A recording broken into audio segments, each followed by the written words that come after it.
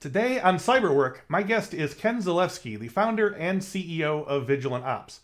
Now, Vigilant Ops is a platform that helps medical security professionals and medical device users alike to create and compile an SBOM, or a software bill of materials.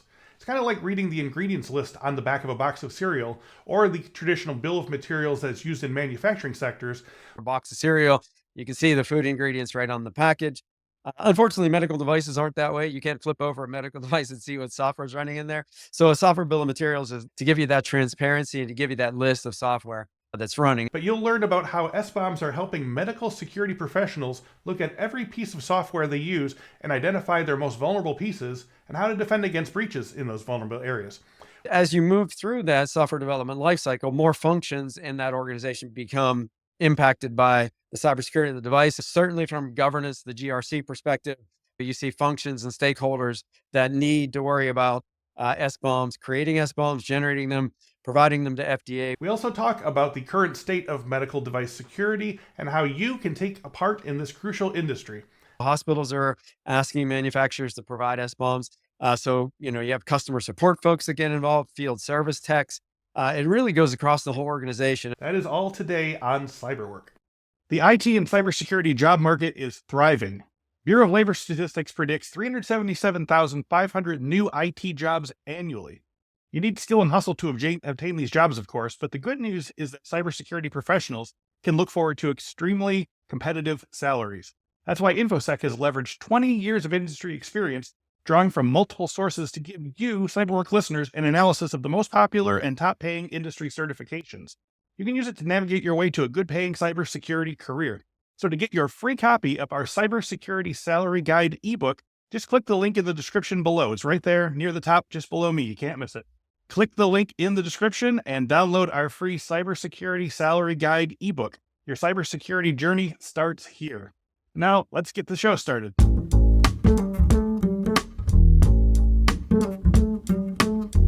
Welcome to this week's episode of the Cyberwork Podcast. My guests are a cross-section of cybersecurity industry thought leaders, and our goal is to help you learn about cybersecurity trends, how those trends affect the work of Infosec professionals, and leave you with some tips and advice for breaking in or moving up the ladder in the cybersecurity industry.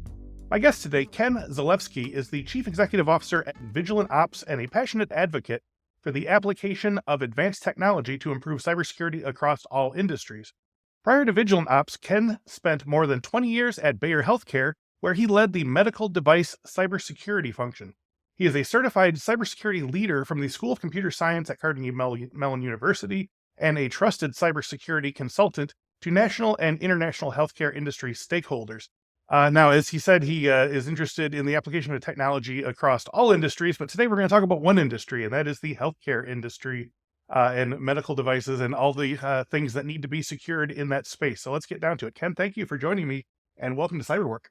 Thank you, Chris. It's great to be here. I appreciate it. My pleasure. Good to have you. So Ken, let's start with a bit about your original interests in tech and security. You've completed several degrees, including applied mathematics and business degrees. What was the initial draw to cybersecurity? Have you been an early tech adopter and tech fan your whole life? Yeah, that's a good question, Chris. As a youngster, so I have to really go back to say a lot of it came from my dad, believe it or not.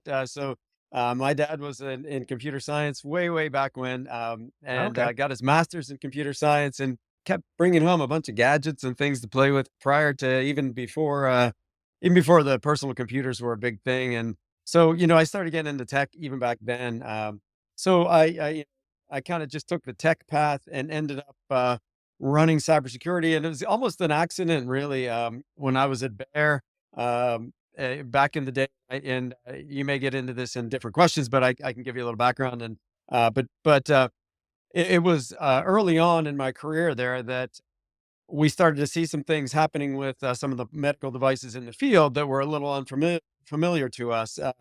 And cybersecurity and medical devices, believe it or not, wasn't really that big of a thing. I mean, most folks in those days, and I'm talking the 90s, talked about HIPAA, patient privacy, data protection. Those were the big topics, right? Cybersecurity didn't become a big deal until really after 2011, I'd say. But even in the 90s, we were starting to think about it. But really, it hit home when one of our devices in the field actually was hacked. And I got a call from a frantic salesperson one day when I walked into the office, and it just took us all by surprise. But from then on, I was really interested in the tech and bringing good tools to help protect medical devices around cybersecurity specifically.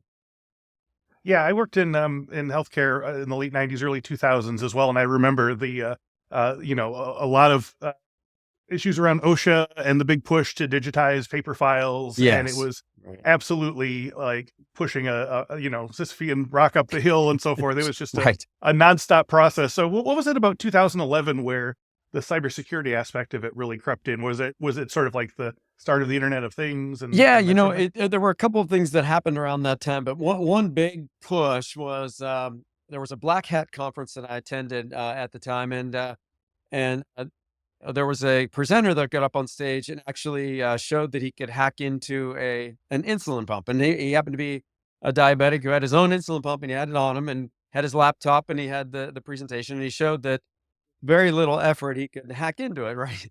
And I think people then started to say, this is something. This could be dangerous, right? I mean, we have nobody wants to medical devices that are an island. Everybody wants to connect their medical devices. We all want to be networked. We all want to share information. We know it's better for patients and diagnostics, and so everybody was heading in the direction of sharing and network. And that kind of took everybody back a step to say, we have to think about this from these are computers that are sitting on networks, right?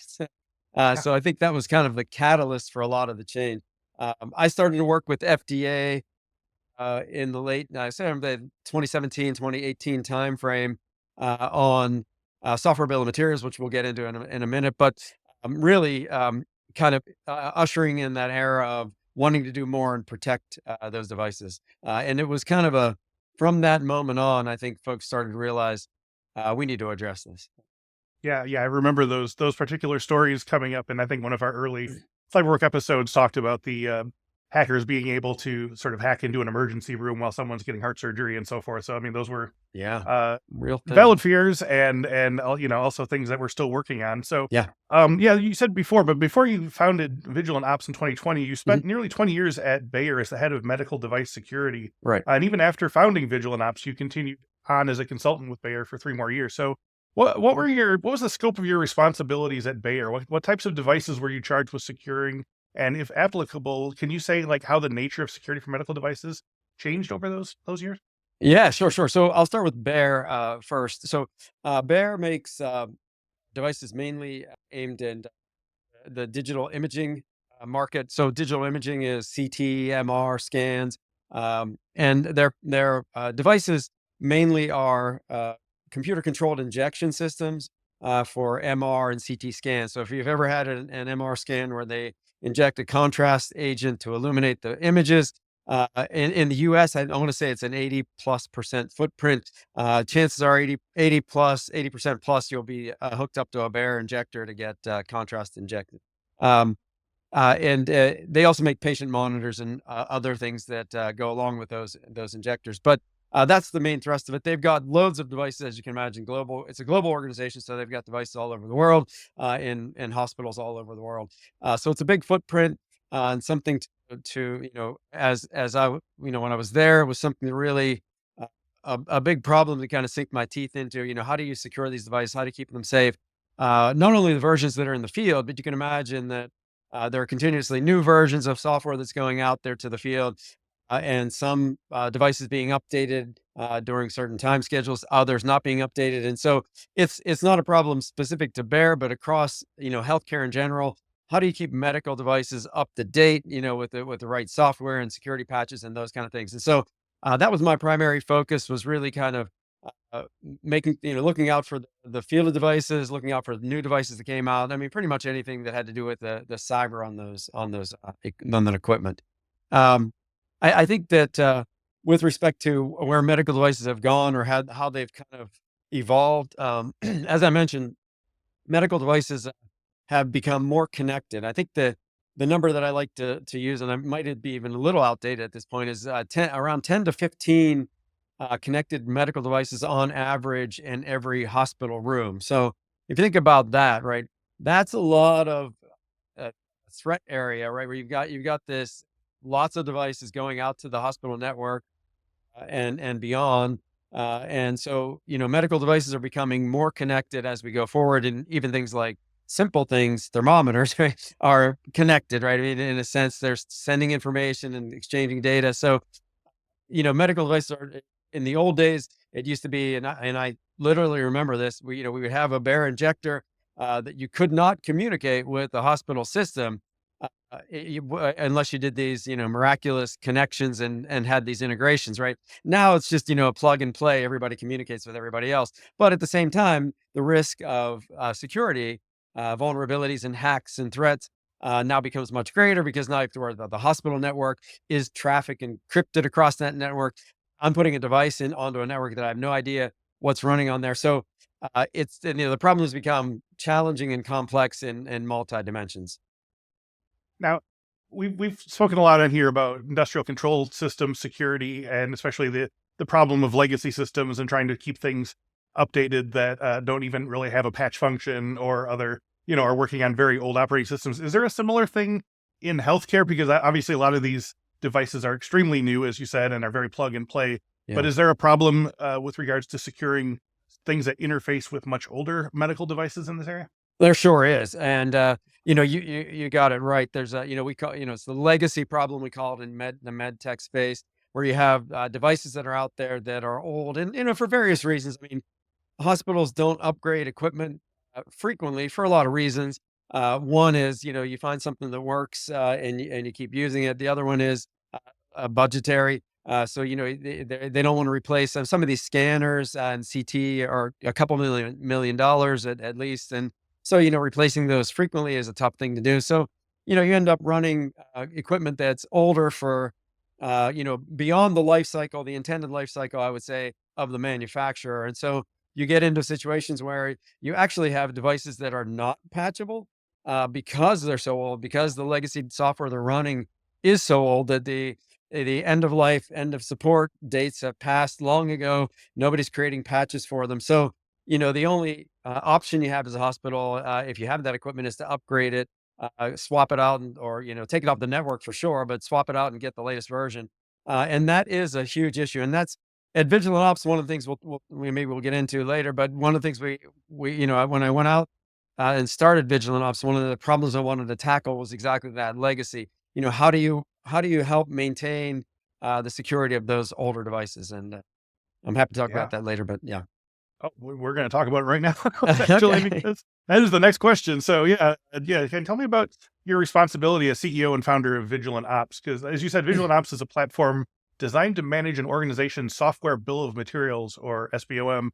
We've talked about that a teeny bit on this program, Okay. but for our listeners who have not had experience with an SBOM, what is a software bill of materials, and why is it important to an organization's security posture, and how do you create and maintain an SBOM?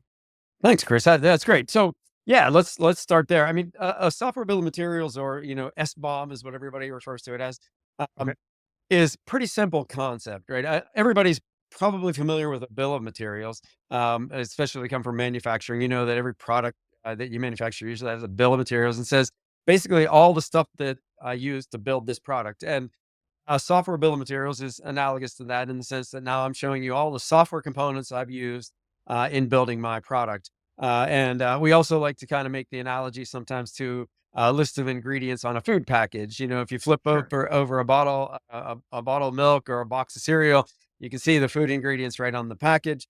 Unfortunately, medical devices aren't that way. You can't flip over a medical device and see what software is running in there. So a software bill of materials, is the idea behind that, is to give you that transparency and to give you that list of software that's running. And the reason that's really important, and we just talked about that a second ago, was the each one of these software components that you're running has a life cycle and a security life cycle, cybersecurity life cycle of its own.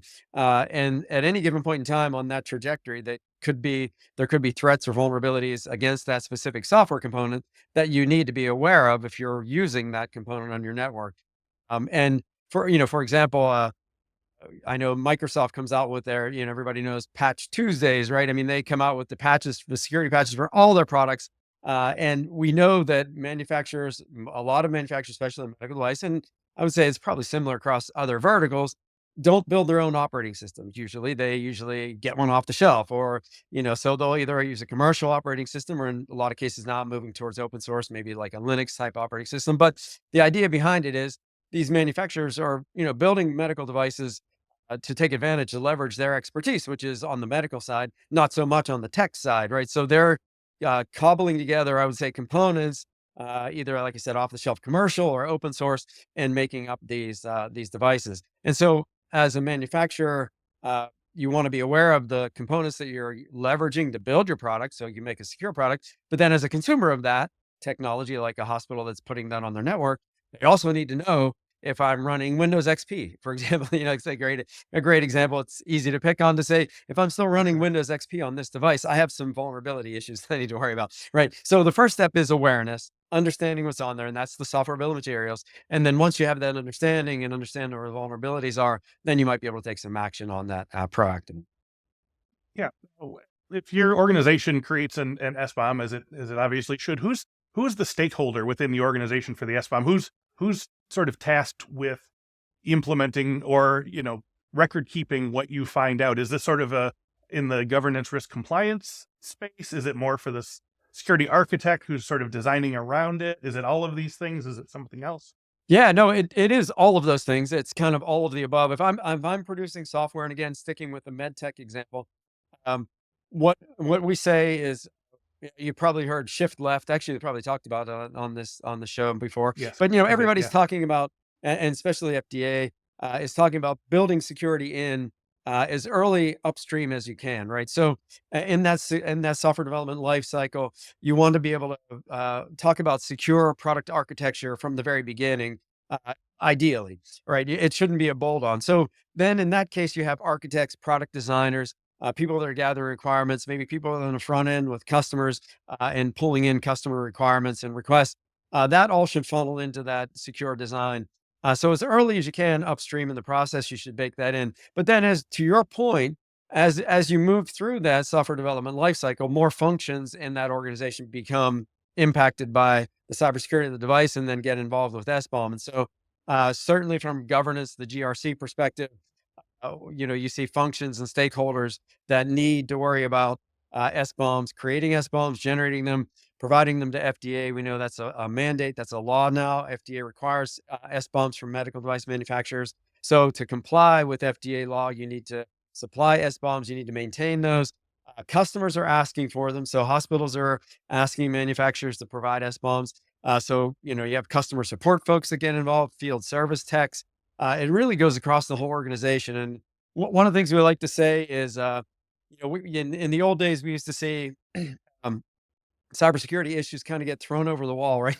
To the engineering teams, right? You'd have a cybersecurity problem, and oh, that's not me. That's cybersecurity. That's the engineering team. Now it's everybody within the organization at some point along the line gets involved. Legal folks get involved with agreements they have with customers, and it just goes on and on.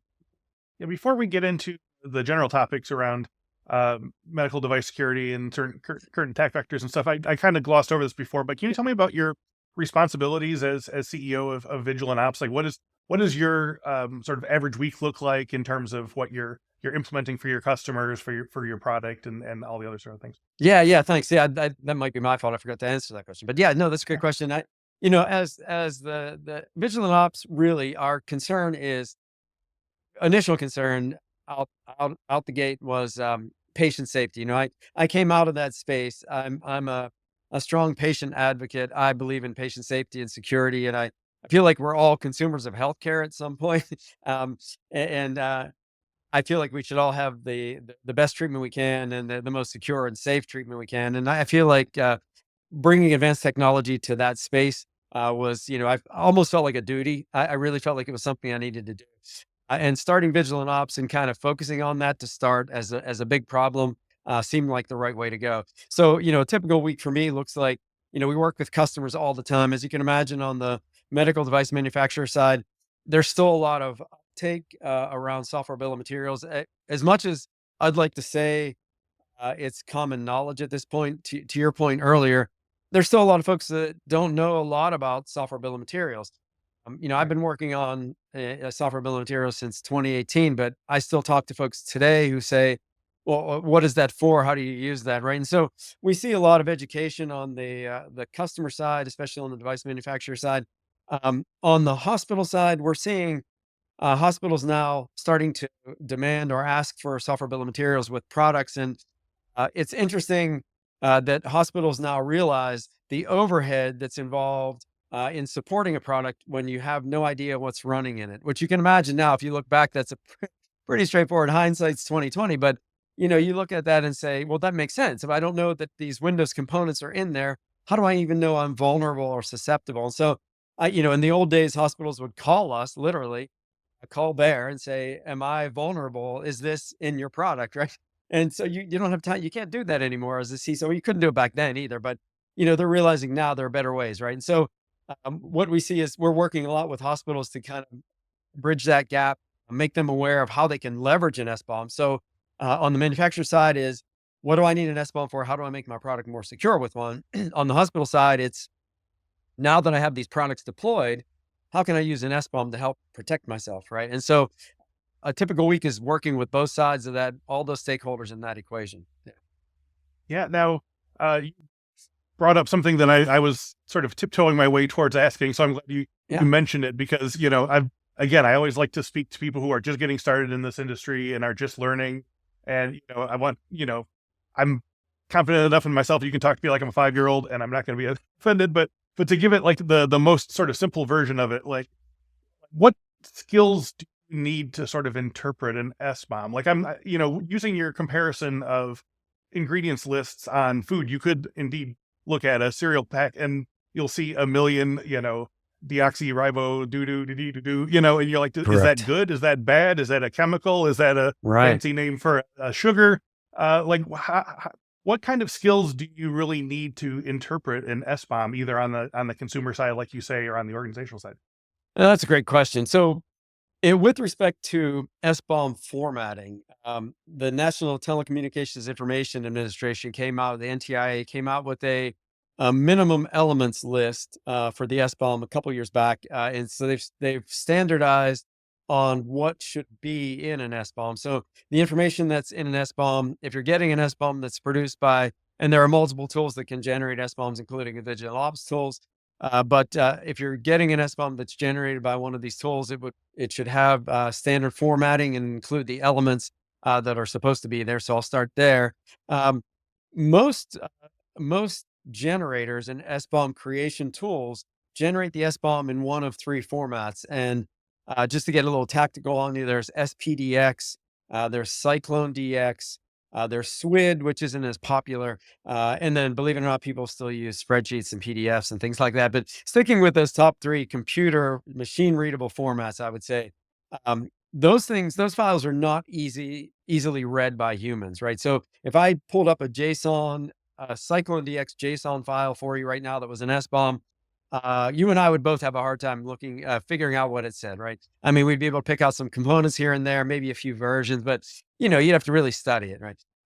So the idea behind a tool like Vigilant Ops is we read that SBOM for you. So you create an SBOM using a popular generation tool, and you can download those. There's a lot of open source tools. Microsoft's giving some stuff away to help generate against their products. But the idea is you get this SBOM and you import it into the Vigilant Ops platform, and it acts like kind of a decoder ring for you, right? It pulls it up and throws it into a nice format. You can then look at the elements and the components of it. You can see who manufactured the component, the version, if there are any patches for it. There are lots and lots of information that you can get from that. Way better than, like I said, just one of those kind of machine readable JSON files. So using a tool like ours, you don't really have to have much skill with respect to reading the SBOM. Where the skill comes in is the next level in understanding the architecture behind the product. So if you're an engineer and you're developing medical devices and you're looking at an SBOM, what you're probably looking at is and looking for are components that are vulnerable, dependencies on those components. So where in my source code am I relying on those components to do some functions, and levels within my software that these components are buried at? Are they buried way, way deep that are going to be tough to get to? Are they at the surface? Can I replace them? Can I patch them? Are there any latest patches for these components? What are the security patches? What am I running? Those kind of things. There are lots of architectural decisions that are made based on that kind of stuff. Like, can I lock down some services if I use this OS, for example? So, not to get too tactical, but that's what an engineer would be doing in our tool. They'd be pulling up, they'd look in an SBOM that they just imported. They'd look at the components, they look at the vulnerabilities. We have a dependency tree, which allows you to visualize where these components live in the software, and trace back the path to the root. So it's all very complicated sounding, but it makes the job much easier for the engineer. Yeah, I imagine. I was trying to imagine having to have this encyclopedic knowledge of every single piece of a tool that you would be putting together and saying, well, these three are vulnerable or these are have dependencies or whatever like that. But yeah, Right. it would be a lot more helpful if you Yeah. can make it work for it To that way. visualize it is much easier. And just Yeah. real quick, and add on to that is the other complexity, and it's interesting because if you think about a medical device, again, sticking with a product in the med tech space, uh, products aren't usually. It's not a one-to-one mapping of a product to an SBOM. It's usually one to many. So you have a product that has many SBOMs, and the reason that is because products usually have uh, subsystems, subcomponents, subproducts, even that are integrated into them that have their own SBOMs, right? And so having that structure is again very complicated. So you imagine an engineer generating SBOMs for this complex product, and we've talked to lots of customers. They say, "I've got a stack of SBOMs. I mean, logical stack of SBOMs. I don't know what to do with them," right? And so in our product, we also enable you to kind of manage that product structure. So you can actually have SBOMs nested within SBOMs, and we lay that out in a real simple way. So again, from a complexity perspective, we say the engineers really are the source of truth for their products. We try to take that whole SBOM complexity out of their hands and let them focus on what they do best, which is their medical device. Yeah, yeah. And it's sort of pulling it away from the what is the issue, and then they give some time to sort of work on why and how do we sort of create the solution, right? Exactly. That's right. Where the important stuff is for those guys. Yeah. Yeah. Now, we talked about your work with medical device security at Bayer and your work at Vigilant Ops specifically. Can we talk a little bit in more of a macro way about medical device security right now and the sort of current state of it? Like, Mhm. especially for listeners who are either users of smart medical devices or trying to protect them or just learning about them. What are some of the most important threats or attack vectors that you'd like our listeners to be aware of? Yeah. Well, we talked about one of them already, legacy devices, right? Understanding what's in a device is the first step towards protecting yourself. Knowing that you're running, outdated software that hasn't been patched or can't be patched is important to enable you to know what to do with that device. So if you're a CISO at a hospital that's got devices that are running, like I said, maybe an older version of Windows that can't be patched or is just outdated. There may be some things you want to do with that device. Maybe you want to pull it off the network, put it on a subnet. Maybe you want to only use it locally. There are maybe ways you can protect yourself without actually having to upgrade the device. But that's kind of the first place to start, is to kind of say, take inventory. What am I looking at across my landscape? As a personal user of technology or healthcare technology, you also want to you want to make sure that your manufacturer, the manufacturer of your product, the device that you're using, is maintaining an SBOM. They've got an SBOM. They have some kind of cybersecurity posture. They're able to communicate security patches readily and quickly. They get security patches out to you quickly as you need them. They stay current with the latest trends. You don't want to see a few months or a year go by without hearing from your vendor and understanding because I can guarantee you there's probably some patches that have to happen in that time frame. Just knowing the components that are running on this thing, so you'll know pretty much out of the gate with the device manufacturer, their responsiveness with respect to security. How they've If they've got encryption technology is really important, especially if you're translating or transmitting data, your own personal data to the cloud, which I know a lot of folks do. They wear these personal devices that communicate then and send data to their doctors or physicians, and that's all happening through the cloud. But that all has to be encrypted. That's all mandated by PHI law. So HIPAA and others say encryption at rest and in transit is a necessity. So you want to make sure check that too. Are you encrypting my data? Where's my data going? And are you encrypting it? And are you encrypting it when it gets there? What are you running on the other end? Is it a secure system? Is it a HIPAA qualified system as well? So those are a few Uh, things I would start with. yeah, no, that's awesome. Now, can we talk about like how do you feel that the healthcare industry as a whole is doing at keeping on top of security threats? Because again, I keep thinking back to my days with working with doctors and doctors' offices and how resistant they were to digitizing literal decades of paperwork, and it was always it was always feet dragging, and it was always do this or you get fined or whatever. But like, Yeah. how do you feel about the state of things right now? Have there been any breaches or stories that acted as kind of object lessons that have hopefully led to some industry-wide policy change?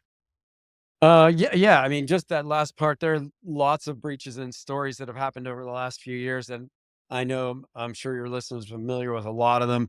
I mean, I go back to 2017 and WannaCry in healthcare. May 12th, 2017, I remember exactly the day. It was just a big moment in med tech, especially with cybersecurity. But if you fast forward all the way to today, and think about some recent stuff. So Change Healthcare was a big one, right? I think there were more than 100 million folks impacted by that. I mean, we know that it kind of crippled the industry and lots of providers. Um, and I think it made a lot of government wake up as well. Not that they weren't awake and doing stuff already. So I mean, I hesitate saying that, well, we've seen these big breaches, and we're moving in the direction to maybe we're going to eliminate these, because I don't think that's going to happen. I mean, every time we think we're ahead of the curve, we get hit by something even bigger than we got hit with last time. So, but I think we're moving in the right direction. I think the Change Healthcare stuff is kind of put the onus, a little bit of the onus and responsibility back on the hospital.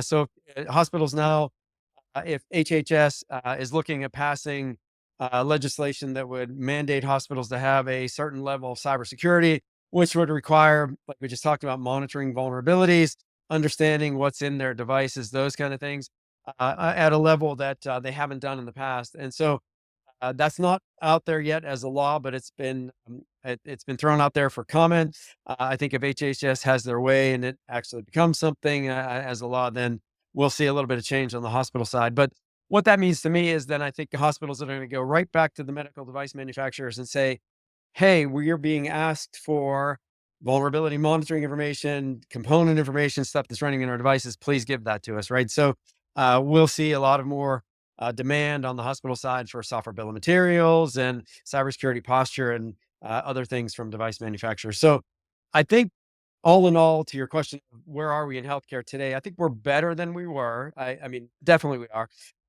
Back in the day, it was your hair's on fire and nobody knew how to respond. Now there's, clever incident response techniques and things you can do. You can be a little proactive. I think if you adopt SBOMs as a transparency mechanism in the hospital, on the hospital side, you can be a little more proactive than you could be in the past. Device manufacturers have no excuse to not build security into their platforms now. With software bill of materials, we're making that even easier. So I think we're heading in the right direction.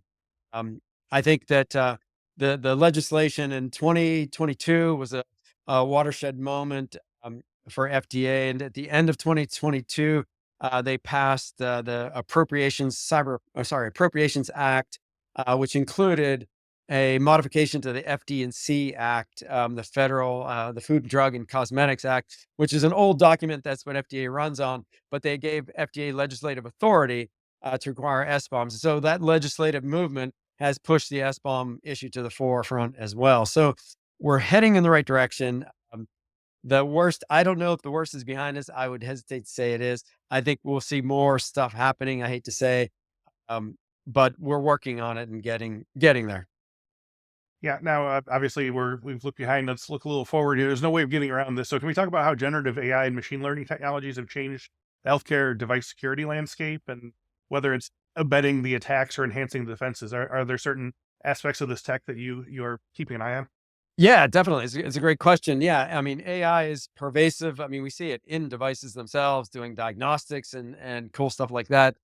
We see a lot of AI algorithms that are running out in there in the devices. As a matter of fact, we're working right now on a group that's drafting an AI bomb, so a software bill of materials, but specific to AI algorithms and looking at data sets and other issues that occur in an AI bomb different from an SBOM.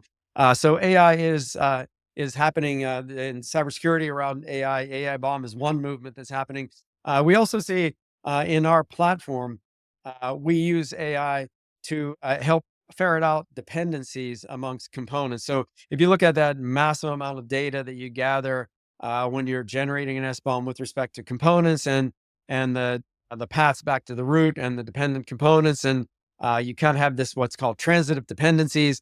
So if A depends on B, then B depends on C, then A depends on C, right? So we trace all that stuff back using algorithms that we couldn't have done in the past, and look for connections that maybe humans would not see if they hadn't consumed this massive volume of data.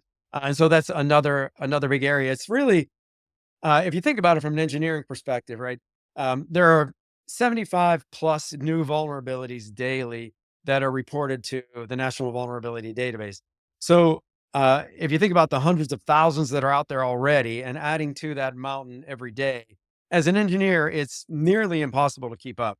You get these vulnerabilities thrown at, and you have thousands of vulnerabilities to go through. So, one of the things we want to use AI for, and we're using it on our side, is to help those engineers prioritize those vulnerabilities. So as you can imagine, the more dependencies we can ferret out, then the criticality of these components is helpful in prioritizing those vulnerabilities. So engineers know where to look first. They might have 1,000 vulnerabilities, but maybe there's only 25 that they really need to care about today. Right. And Yeah. that's, I think, a big use for AI, and where we're leveraging it today. Yeah, we've used that phrase before. Don't put perimeter fences around your garbage. That you there's Right. lots of things that can be patched, but none of them are as useful as certain other ones. Now, I had not heard about AI bombs, bill of materials here. Is there any sort of resistance to that? Because I feel like AI is such a sort of black box in terms of what they're made of, and Hmm. especially with regards to sort of large language model and sort of generative aspects of it. Has there been any sort of pushback in terms of showing exactly what the bill of materials for AI devices is because of fear of giving up proprietary secrets? That's a really good question, and I can tell you, not so far, but it's a pretty the movement's still in its infancy, right? We're still talking about what should be in an AI bomb, like we talked about years ago with the software bill of materials. And so there's still this kind of thinking about what information we should be able to present in there. And so I don't think we've gotten to the point yet to cause much contention with respect to proprietary data being shown in the AI bomb. But I can tell you though that exact dilemma or pushback came with the software bill of materials itself, right? And it's still we still hear some of that, not as much as we did, but folks when SBOMs were first introduced thought the same thing, which is sensible. If you look at a software bill of materials, you can see the components that are running, and you can see the vulnerabilities that are there for those components. You've pretty much provided a plan to a hacker to show them how to get into your device, right? And so device manufacturers were kind of saying, "Hey, this is giving away our secrets and making us more, vulnerable." We've done a lot of stuff to protect that and to shore that up. And I think the same thing can happen on the AI bombs side. If you distribute the S bomb with care, and what I mean by that is uh, we have through our platform. So just one example, as a distributor, our platform also enables device manufacturers to distribute SBOMs to their consumers. And so what you won't see is an AI bomb or an SBOM appearing on any public website, right? So nobody's going to Okay. throw one out there and say, go download my SBOM for a lot of reasons, right? They'll want to Yeah. control that distribution, and AI bombs won't be any different. They'll want to control that distribution. So we've tackled that problem internally with our platform by enabling secure authenticated connections, and device manufacturers can invite hospitals to consume their SBOMs right through the platform. And so there's no question as to how it's being distributed or who's getting it. And as long as you answer those kind of questions up front, and there's a lot of encryption. We encrypt the SBOM before it leaves. The device manufacturer encrypt it in transit, like PHI requires, and we encrypt it when it's sitting there. And so we're taking all these precautions, but you got to shore all that up and make that mechanism something that folks can trust and believe in, and then you'll start to see that attitude kind of wear away. But I wouldn't be surprised if it goes that direction like it did with SBOM to start.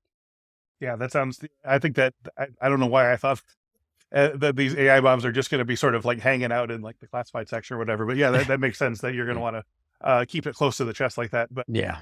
so yeah, a lot of our listeners are either just getting into the industry, they're still students, or they're sort of Mhm. choosing their career path and trying to sort of choose their educational offerings accordingly, or they're moving into security later in life from other jobs. So we know that if you want to do digital forensics, you have to know a lot about pen testing. You got to know Right. some degree of crime aspects. A SOC analyst needs to know all about vulnerabilities and so on and so forth. So speaking to the Yeah. work of someone wanting to get into healthcare security today, what types of skills or experiences or educational tracks or certs should they be focusing on to make themselves kind of job ready from day one? I mean, I think if they're technical in nature, understanding networking, the basics of networking, and encryption technologies is very, very helpful. If you have some programming language experience or exposure, that's helpful. I mean, it's not totally necessary, but I think it's helpful to understand how software is written, and various pieces of software that are compiled and pulled together kind of to make a product, and understanding the communication mechanism between those is really helpful. So I think at some level that technical piece is very helpful, networking all the way up through to kind of programming. I think from a certification perspective, new folks, I've seen a lot of CompTIA um, courses being taken by the folks, the newer folks right out of school, or maybe trying to get into this and break into this field. Um, Usually they have, they have a lot of good courses, and they're usually aimed at folks without a ton of experience, so you can kind of get those right out of school, or even while you're in school. Um, there are others, that you hear about a lot, CISSP and CISM, and those kind of certs that are mainly for the folks that are a little more experienced, maybe have a few years of experience under the belt. But I've also seen, which I think is a really nice trend, as these kind of online or kind of ways to kind of self-educate too. So, I mean, I know folks, at least when I was younger, that would do a lot of this stuff on the side, kind of like, and it was harder back then to cobble together good resources. But today, you can find a lot of good resources out there that you can actually set up your own lab, so to speak, and start to, play around with different environments, different ecosystems. I would encourage folks to, if they have a technical aptitude, or they like that kind of stuff, there are lots that you can do. Even you can get certified in Python programming, as an example, right? Just those kind of things can happen. And you can do those things on your own. A lot of it can happen on your own, so it doesn't have to be a formal education. For med tech specifically, understanding federal regulations, FDA specifically, is really helpful. A lot of what you're doing as an engineer, as an architect of medical device products, is thinking about it from a patient safety perspective. And a lot of that is regulated. There are lots of systems out there that are in use today at device manufacturers that can provide the guardrails for you to develop code in a safe way, safe, secure way. There are lots of security products out there that help you do the same. I know in the CI/CD pipeline on the SDLC side, you can look at various tools that enable you to kind of like put the guardrails on development. You can flag things that aren't secure. I think we're getting more sophisticated AIs. Speaking of AI, permeating that atmosphere as well. So dev is a great opportunity for AI to come in and help and point out potential security flaws and software. So understanding AI, maybe how that works, to the level that you could use it in software development, is really helpful. Um, Yeah. yeah, Now, I have sort of a stock question I ask a lot of people sure. with regarding to sort of new tech being implemented. We see change come, and it usually comes fast and abruptly, and we get a new tech. Everyone scrambles to use it. Layoffs or obsolescence ensues. I don't know if that's necessarily as much the case in medical security, because I mean we've talked about it's got legacy elements. Sometimes it's got slower rollouts and so forth. But speaking in general for like veteran security professionals that are currently working, are there certain aspects of bleeding edge sort of cybersecurity tech they should be engaging with to sort of keep up with these trends so that they don't fall behind or become sort of obsolete dinosaurs? And if you're a student and entrance, like, what are some of these things that you need to know to future proof your skills?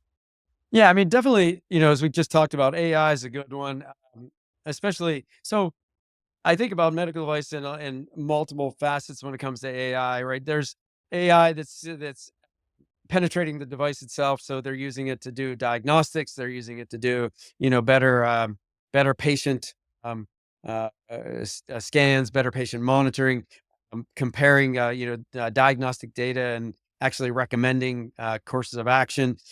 But understanding how those tools work and understanding how the impact of those on the device is really important. If you look at an OR, for example, we have customers in that space that uh, a lot of these pieces of equipment are orchestrated to work together in a specific network environment, and they share information in that little network environment. But understanding again that communication mechanism, understanding the security encryption technologies.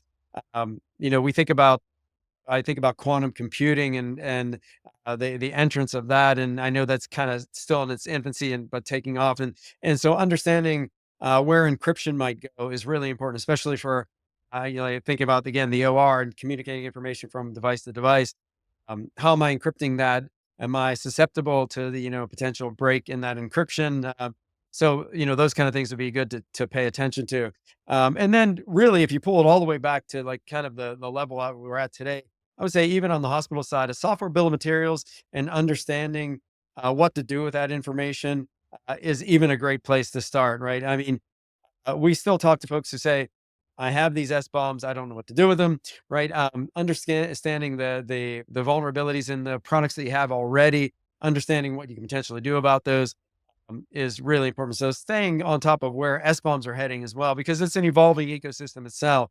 The SBOM itself is evolving with more information, potentially adding fields. FDA is asking for more fields in the SBOM to give more insight. So staying on top of that and understanding that trend is really helpful as well.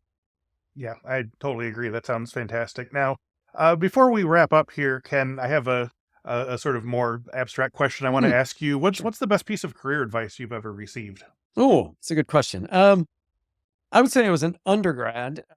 I was in computer science, and I thought the natural extension for me would be to get a master's.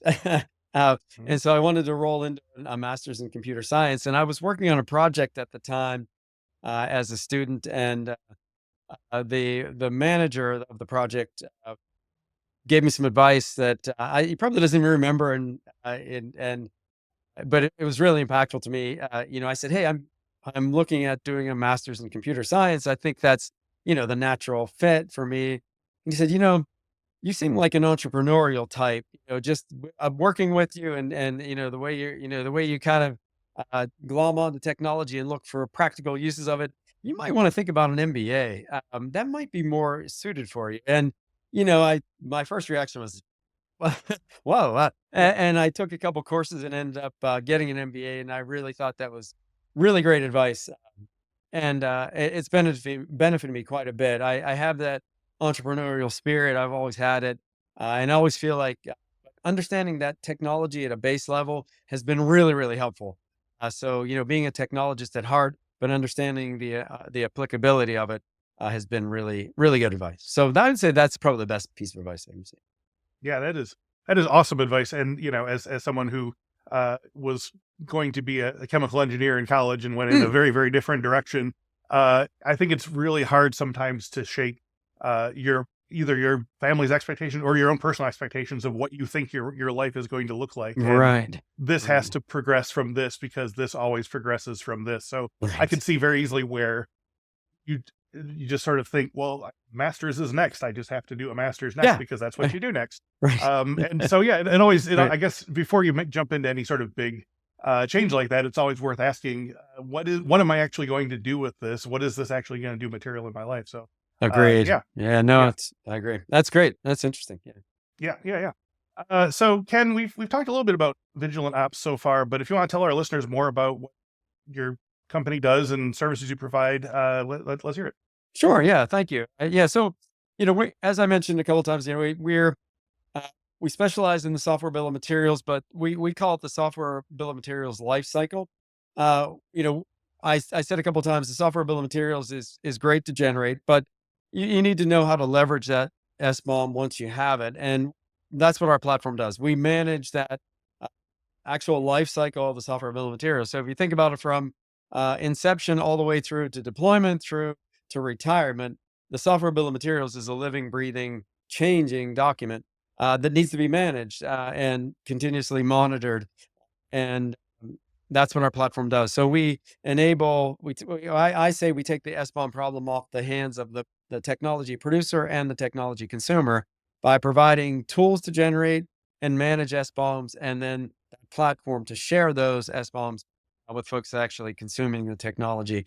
And we continuously monitor vulnerabilities. We have, as I mentioned, tools within the platform that enable engineers to prioritize work, to disposition vulnerabilities right in the platform. We have our own customized scoring system. So the CVSS is the scoring system used for vulnerabilities, common vulnerability scoring system, score from 0 to 10.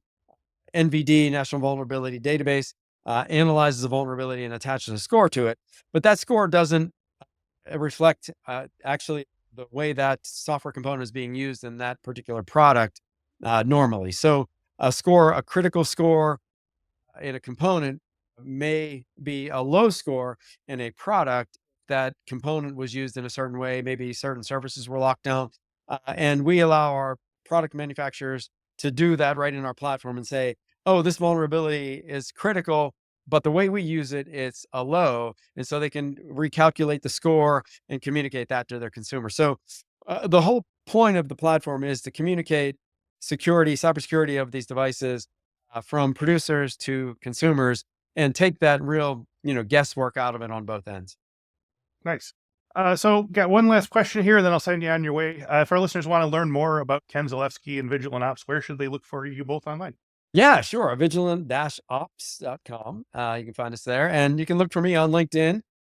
And yeah, I'm happy to connect with folks that I always love to connect with cybersecurity folks, and especially folks that are kind of trying to get into the field. And it's always nice to talk to folks, and I'm looking always to give back. If I can help in any way, I'm always available and would like to. So.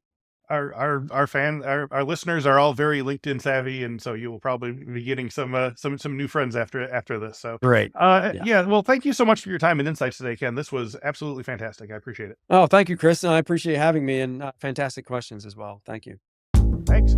And thank you to everyone who watches, listens, and writes into Cyberwork with feedback. If you have any topics you'd like us to cover or guests you'd like to see on the show, feel free to drop them in the comments, and we will do what we can to make it happen. So before we go, don't forget infosecinstitute.com/free. That's a site where you can get a whole bunch of free and exclusive stuff for Cyberwork listeners. So, for example, we just had a webinar, a beginning ethical hacking course, learn how to hack and use AI in this free 1-hour course, and it's been taught by our superstar educator, Keitron Evans. It's already happened, but you can go sign up and get a copy of the video. So go check that out. The link will be on the page there. Also, check out your free cybersecurity talent development playbook. You'll find in-depth training plans and strategies for the 12 most common security roles, including SOC analyst, pen tester, cloud security engineer, information risk analyst, privacy manager, secure coder, ICS professional, and more. We also have an ebook salary guide. What are the average salaries by all of these different positions? All of this is on infosecinstitute.com/free. And yes, the link is probably down there in the description. I sure hope it is. One last time, thank you so much to Ken Zalevsky and Vigilant Ops. And thank you all for watching and listening. This is Chris Senko signing off. Until next time, keep learning, keep developing, and don't forget to have a little fun along the way. All right, bye now. Thank you.